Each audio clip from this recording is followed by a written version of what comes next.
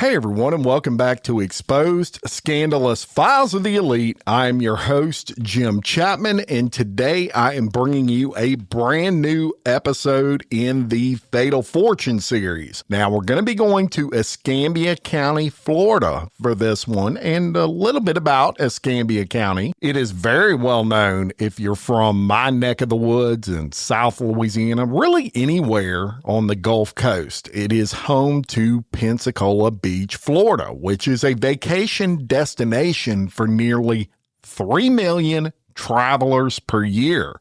Escambia County is so popular in the South, in fact, as a travel destination that it's known as the Redneck Riviera. Now, although the Escambia County area is known for its beautiful beaches, it's not without its share of high-profile cases. The Blue Moon murders occurred in the Pensacola Beach area. Ted Bundy was captured in Escambia County. So it's definitely had its share of high-profile cases. Now, the area where this particular crime took place was in an area of Pensacola known as Beulah, which would be considered kind of a rural area of Pensacola, a very affluent area as well. They had almost no crime in this area of Pensacola, just a very quiet and nice place. So you can imagine the shock when police entered the home of Byrd and Melanie Billings. This was on July 9th of 2009, and they find this couple shot to death. So who did it? Why did they do it? And what happened? That's exactly the questions that I'm going to answer for you today. And to do that, I need to give you a little history on this now murdered couple. And it really is a tale of several different lives. I'm going to start with Byrd Billings. And Byrd Billings actually went by the nickname Bud. And Bud was 66 years old at the time of his murder. And he was wealthy. Bud was known as a guy who just kind of always found his way to success. He was born and raised in Mississippi. And in 1976, he actually started a boat company in the state of Mississippi. In the 80s, he was a successful used car dealer there. And eventually he made his way to Florida. Now, during all this time, he had a couple of marriages and divorces. He even owned a couple of strip clubs, believe it or not, in the 90s in Florida. But his third try at marriage was the charm for him. He married Melanie Billings, who was 23 years his junior. She was 43 years old at the time of her murder. So eventually Bud leaves the strip club business behind him, and he opens up several used car dealerships with in-house financing, and he becomes very, very wealthy in the area. Now, he and his wife live on what some considered the premier property in the area. It was 13 acres, huge multi-story home. Life was great for these people. Now, Melanie Billings, she by all accounts was just an amazing human being. And her passion and purpose in life was adopting children. And Bud, he shared in that passion, and together they adopted 13 children. But to tell you how awesome these people were, they specifically sought out special needs children because they knew these children would maybe find a little tougher road to finding a family to adopt them. And they were just obviously very patient people and very special people to do that. 13 children at the time of their death. That's how amazing this couple was. So on July 9th of 2009, it was one of those children that called police and reported that Melanie and Byrd Billings had been shot. So police and detectives, they show up on the scene, this massive property, this home that is secluded in many ways from the main road, and they enter that home, and the first thing that they note is both the side door, the front door, and the back door have been forced open, kicked in, presumably. So as soon as they step into the living room, they start seeing a lot of blood, and they know something ain't right. They follow that blood trail and they find Bud Billings face down in the bedroom. His hands, they are zip tied, and they notice a single gunshot wound in his head area. And they also notice 2 gunshot wounds in his leg areas. Now, Melanie Billings, she is found in a hallway facing toward a bathroom. She's found face up, and she has multiple gunshot wounds to the head and chest. Both Melanie and Bud were dead when police arrived. So at this point, not only do you have an active crime scene in which 2 people are dead, but you also have 13 children in this residence with special needs that you now have to deal with and speak with. Police found children hiding under beds. They found children hiding in closets, you name it. And police, they got to secure this crime scene. They got to make sure the bad guys are gone. They've got to interview these poor children. Just a really difficult crime scene right off the bat to work. Now, think about this. These children were in the house when all of this went down. And it's important to mention that thankfully, by the grace of God, none of these children were physically hurt. Definitely some mental scars there that I am absolutely sure lasted throughout their lives, but physically, thank God, none of them were shot. So police start investigating, and they learn this is a very prominent couple in the area, a very wealthy couple. There was an enormous police presence on the scene as soon as this got called out. As I told you, this is not a normal thing in that area of Escambia County. Detectives start looking for evidence of what happened, and they find 2 9mm shell casings in the living room area and 10 spent shell casings in the bedroom and in the bedroom hallway. This particular house was so large, even the master bedroom had a hallway. So they start recovering these projectiles from these bullets. And y'all, a projectile is the part of the bullet that pierces the body and causes the damage. They photograph every square inch of this massive house. And as I said earlier, there were 3 points of entry, and those doors were kicked in to gain entry to the home. And so that was a big clue to police, because now they knew there were definitely multiple assailants. They start interviewing the children, and one child in particular shocked detectives when she told them, "Hey, I saw the assailants pull up to the house." So she lived on the 2nd story. That's where her bedroom was. And she told police that a red van pulled up all the way to the front door, and several people got out. Police also noticed near the body of Melanie Billings, there was a small linen closet. And they look inside of this small linen closet, and they notice there are 4 indentions in the carpet. Now, to leave these indentions, police knew right off the bat something relatively heavy must have been sitting on top of that carpet. So common sense here would tell you it's likely a safe. And the indentions, they were spaced apart enough to dictate the safe was likely the size of like a microwave oven. So heavy, but not so heavy that someone could not pick it up and carry it out. Now, when this stuff happens, the investigation starts, and one of the first thing, if not the first thing that detectives are going to do is they're going to dig into the background of the deceased. And they do this for obvious reasons. This is how they start removing suspects. Everyone, and I mean everyone in a murder case outside of the detective is a suspect initially.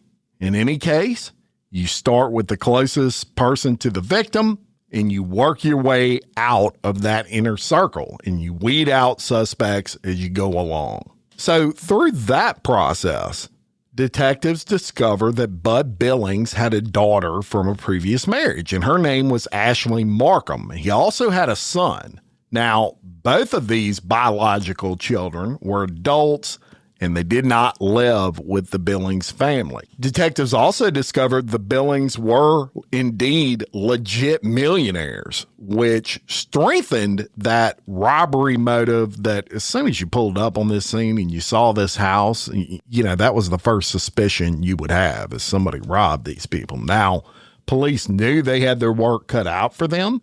Bud Billings owned a used car dealership, several actually, in Pensacola. And when you own car dealerships, you come into contact with hundreds of potential suspects every month. And that's a lot of folks to interview. Think about the amount of people that Bud Billings would just talk to and come across. Police got to interview all these people because one of those might be the perpetrator, or several of those might be the perpetrators. Then they discovered what I consider the entire key to this case. When, upon securing the home, they stumble across the holy grail in detective work: surveillance cameras and a surveillance system. So detectives removed the hard drive out of that system. This is a little bit before we had clouds and people were using, Google Cloud and things of that nature to upload surveillance stuff. They still used hard drives back in those days. So they removed that hard drive.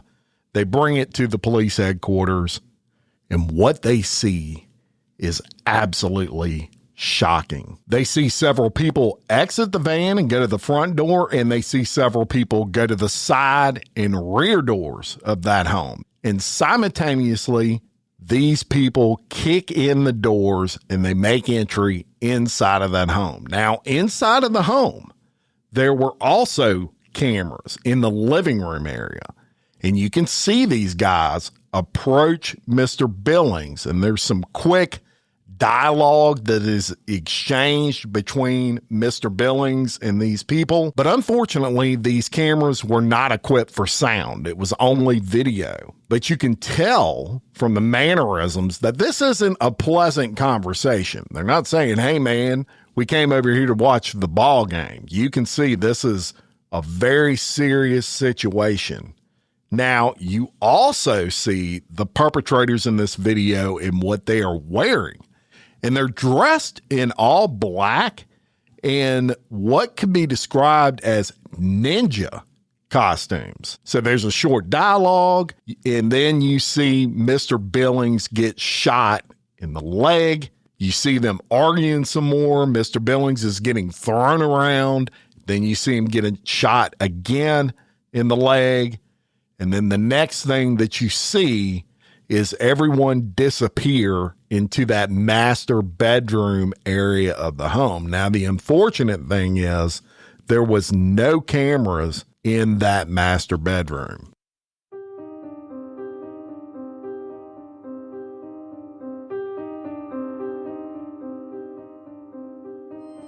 In the sultry heat of Louisiana, where the bayous whisper secrets and the air hangs heavy with the scent of magnolias, a darkness lurked beneath the surface. Derek Todd Lee was a man whose charm masked a sinister reality. He was a monster. Lee, a seemingly ordinary man with a disarming smile, led a double life that would unravel in a series of murders in the capital city of Baton Rouge and the surrounding areas. As the first reports of disappearances and murders began to surface, South Louisiana was thrust into a nightmare, igniting a frantic search for answers. The true horror was just beginning, and the hunt for a serial killer, eventually known by just 3 letters, would reveal not only the depths of Derek Todd Lee's depravity, but also the resilience of those most affected by his evil acts, the families and the survivors. This is DTL.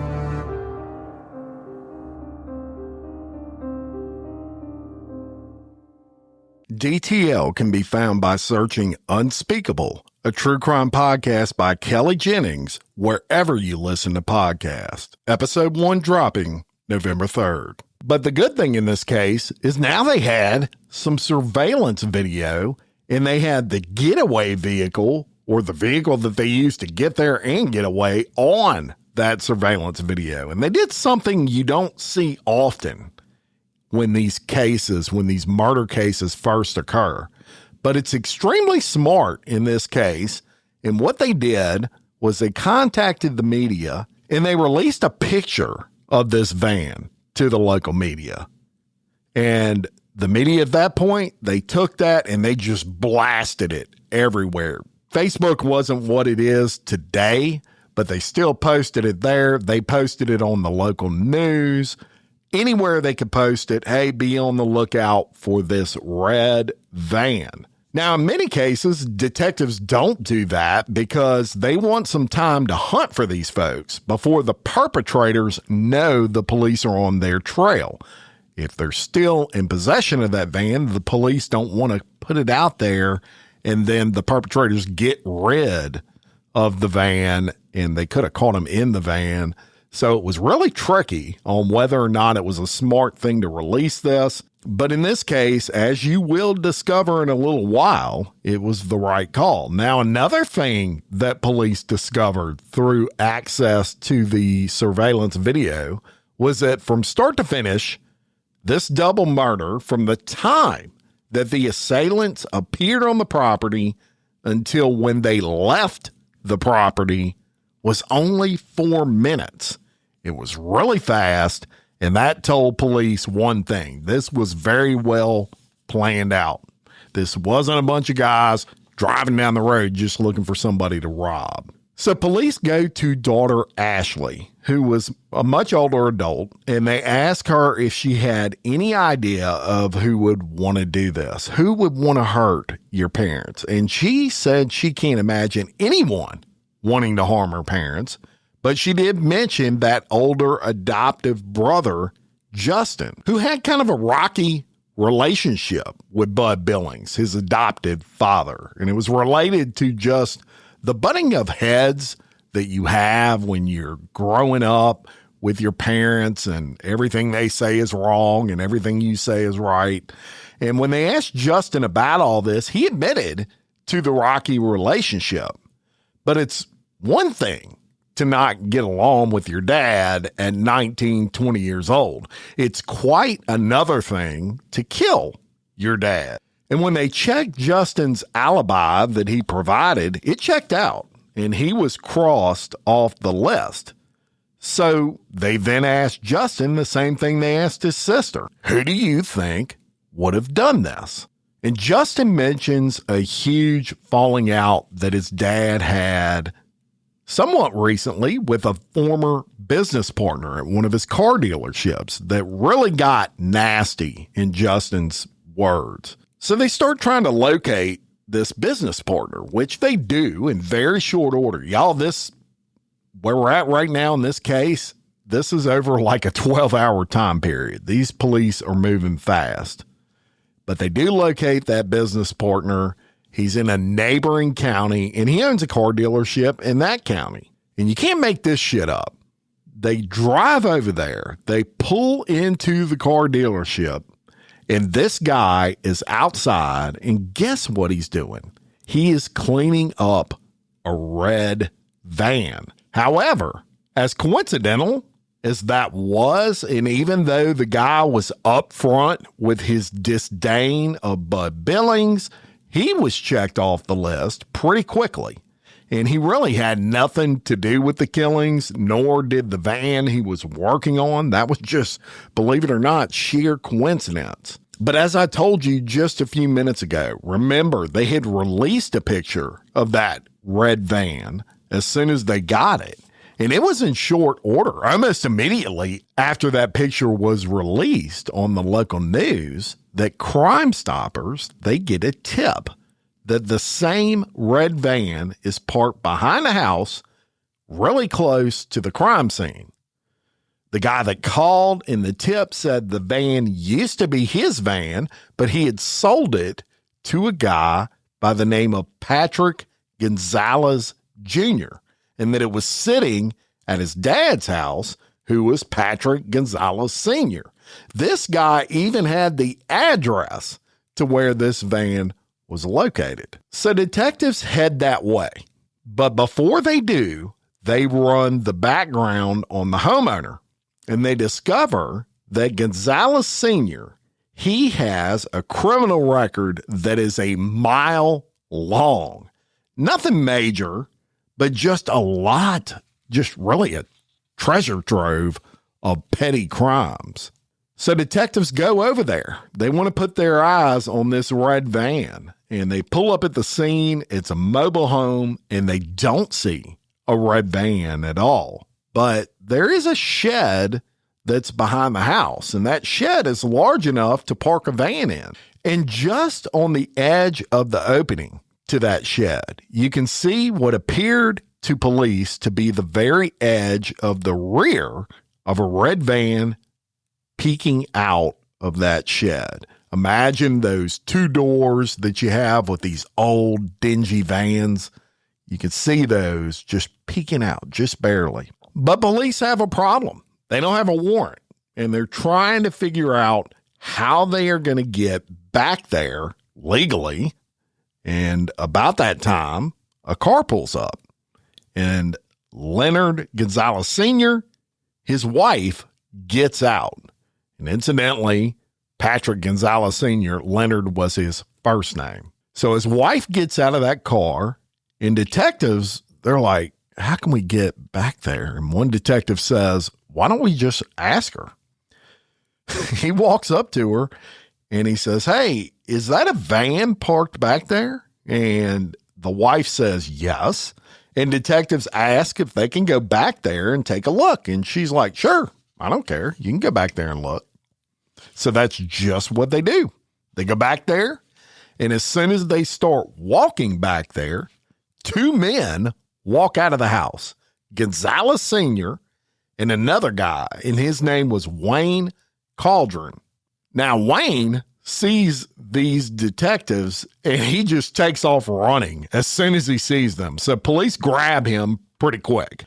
And police would discover later that Wayne and Gonzalez Sr., they were neighbors, and that Wayne was from Tennessee, but he had moved to the Panhandle of Florida after doing time in prison in Tennessee. So not a good guy by any means. So they grab him, they grab Gonzalez Sr., they bring him back there to where that van is. Gonzalez Sr. is saying, hey, you ain't got a right to live back here. And they say, your wife told us we could go back here. We have permission. We don't need a warrant. So as they go back there, they discover not only does this look like the red van in that surveillance video, but there was a lot of areas sanded off and there was spray paint near that van. And that indicated to police that someone was attempting to change the appearance of that van, and they were in the middle of that when police showed up. So they haul the van down to the police headquarters to have that analyzed and scrub that van for DNA, etc. And here's where a detective does some really amazing bit of detective work. So he's going to leave the shed where that van was parked, and he notices on a shelf a box of work boots, and the box appeared to be brand new.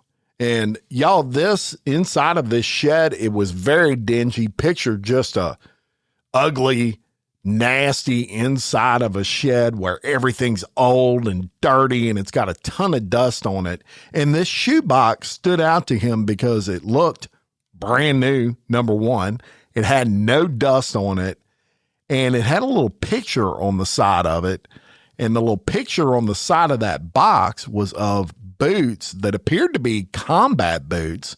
They were black, and it just reminded him of what he saw in the video.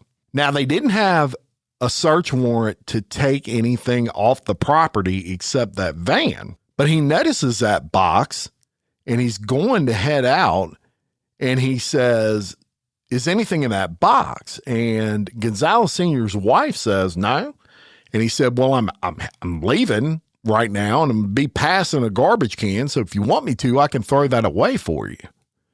And she says, sure, you can throw it away if you want to. So he grabs it and he walks out of that shed. But rather than throwing it in the garbage, he throws it in the back of his police car. Gonzalez Sr. and Wayne Cauldron, they are then hauled to the police station for questioning. And they also asked Gonzalez Sr.'s wife if she would go down to the station and talk to them.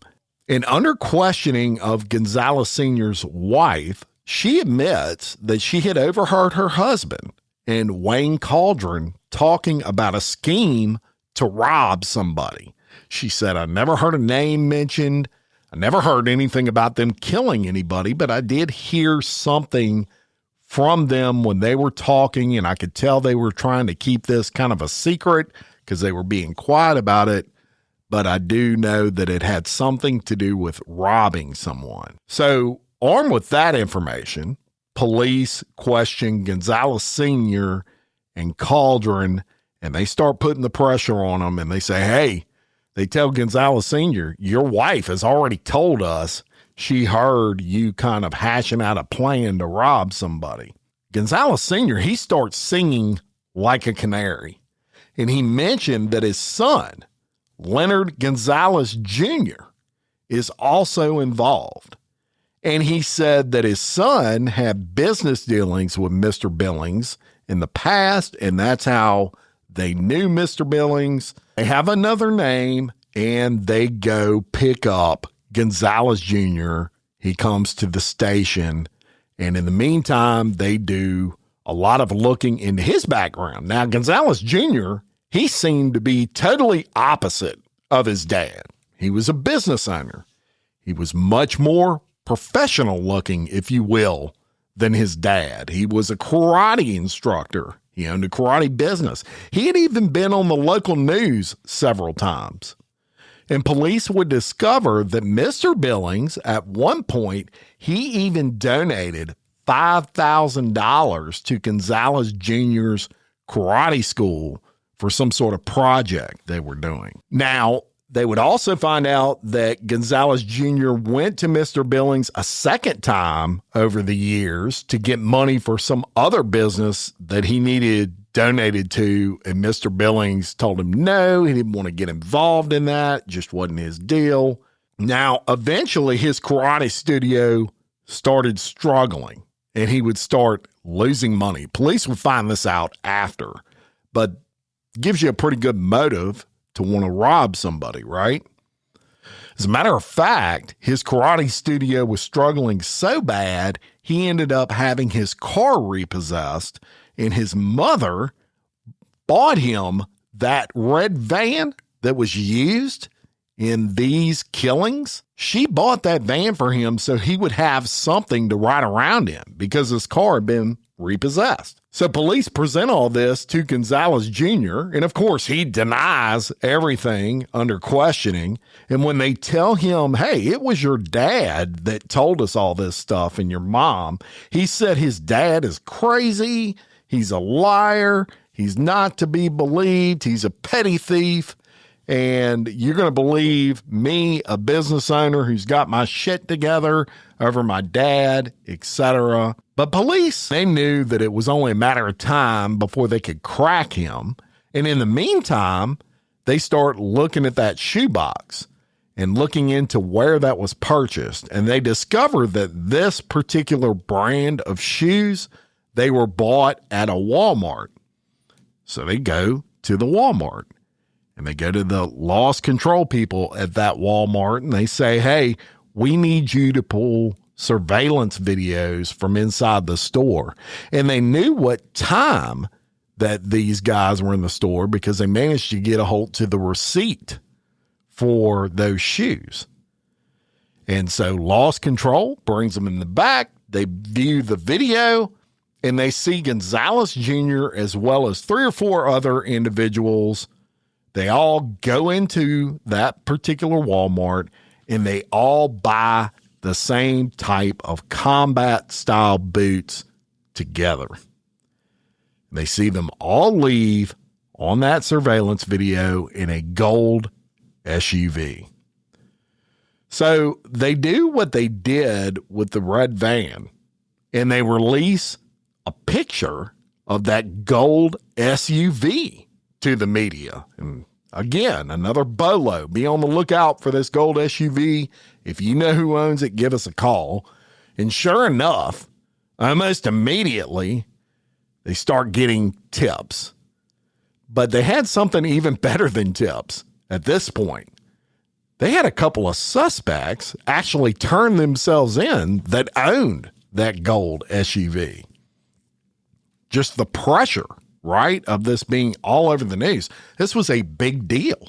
Now, at this point, there are two factions of people involved in this, detectives would discover. First, you have what I'm going to term the Pensacola group, which was Wayne Caldron, Gonzalez Sr., and Gonzalez Jr. And then you have what we're going to call the Fort Walton Beach, Florida group. And it consisted of Rakeem Florence, Frederick Thornton, who actually, those are the guys that called and turned themselves into police, and a couple other people that I'm going to get into in a minute. But Rakeem Florence and Frederick Thornton, they actually had quite a story to tell. Now, according to these guys, they were with the guys that broke into the Billings home and committed these murders, but according to these guys, they stayed in the van. They were sleeping the whole time that all this went down, which, come on, police knew that was bullshit. They didn't realize police had all this surveillance video at that point. And police let them know that, hey, we've got you on video actually going in the house. Now, when police dug into these two individuals, Rakeem Florence and Frederick Thornton, they found out they were young. These were just 16 and 17-year-old kids by the time of this crime. But they were already little hoodlums. They already had their little scratches with police, if you will. So the rule in police work, if you're wanting to cut a deal with the police, is squeaky wheel gets the best deal, right? And these kids, they started talking quickly. And police let them know, hey, we got y'all on camera going into the home. We can charge you with first-degree murder just like everybody else. It's up to you if you want to work with us and let us know everybody that was involved and how all this went down. We're willing to listen. So these kids talk, and they mention another guy by the name of Gary Sumner. Gary Sumner was 40 years old. He owned a body shop in Fort Walton Beach. And they also mention another guy by the name of Donnie Stallworth, which his involvement kind of shocked everyone because he appeared to be a pretty stand-up guy. He was stationed at England Air Force Base, which I've actually stayed on England Air Force Base before. That's a whole nother story, so I won't get into it. But he was active in the Air Force and not the type of guy you would think was wrapped up in all of this. This guy had a family. He was much older. He lived on the base. He was active military. Who would think that he would be involved in this? But as I said, these teens, they started talking and they spilled the beans. And here's what they say that actually happened. They said through other people, they met Gonzalez Jr., and at some point, he basically tells them, hey, I know this guy. His name is Bud Billings. He's a real asshole. He abuses his adopted kids, and he's a drug dealer. Just painting Bud Billings as this real piece of shit that nobody would care if this guy got robbed. And he goes on to tell these kids that Bud Billings had $13 million in cash in a safe at his house. And these kids buy this entire story hook, line, and sinker. And he also tells these kids, Gonzalez Jr., hey, we're going to need other people to help us in this. This needs to be highly coordinated. So these kids recruit the rest of the Fort Walton crew, Stallworth and Florence. And Junior recruits his dad, Gonzalez Sr., and Wayne Caldron. Now, according to the teens, this was never a plan to shoot anyone. The plan was just to rob the Billings. But according to the teens, as soon as Gonzalez Jr. goes in the house, he shoots Mr. Billings in the leg. And hey, they're telling the truth. It's all on surveillance video. They said at that time, all hell broke loose. Gonzalez Jr. eventually ends up killing both Bud and Melanie Billings. They steal that small floor safe, and they're in and out of that house in 4 minutes, and everything that these teens said matched up to the surveillance video. So everyone gets arrested that were mentioned by these two teens. And they also find out during this questioning that the safe could not be opened. They couldn't figure out how to open that safe that they had taken out of that linen closet. And the heat was on. So the police are saying, well, where is the safe? And where is the murder weapon? And they find out from these teens that the murder weapon and the safe were dropped off with a lady who owned a flea market, and she was also the landlord for Gonzalez Jr., and her name was Pamela Wiggins. She was also a real estate agent. Again, a person you wouldn't think would be involved in something like this. On the outside, it appeared this lady had the perfect life. She had it going on. She owned a lot of property, etc., and she's involved in a double murder. And in this case, she had rental property that Gonzalez Jr., he rented from her. He was living in one of her rental properties. So they track her down. They end up arresting her as she's getting off of a boat in Orange Beach, Florida. She was partying. They come in from partying and whoop, they're the police. So it was her affiliation where police eventually figured out where all this stuff was. The murder weapon was the first thing they recovered, and they actually recovered that murder weapon. It was inside of a vehicle that was on a car dealership lot, and it was hidden pretty good. It was a 9mm handgun, and it was actually somehow the seat covers were taken off of a vehicle, and it was shoved in between the foam and the springs. And then the seat cover was sewed back on to this vehicle. But they did eventually find it. Someone obviously went through a lot of painstaking work to hide it. And they also learned where the safe is. And that safe was actually buried in the ground at one of the properties that Pamela Wiggins owned. So they dig that up. And when they dig it up, they notice the safe is still locked. So police, they're able to crack open that safe. And guess how much of that $13 million was in it? You ready for this? Zero. None. Just personal paperwork, etc. So these two amazing people were killed, and these perpetrators would have zero money to show for it. There was nothing in that safe. They were killed for absolutely nothing. Not that there's ever a reason to kill somebody, but there was another safe that the perpetrators overlooked. They didn't know about. It was actually a wall safe in the home of the Billings. And they did have a substantial amount of cash in that wall safe that those guys overlooked.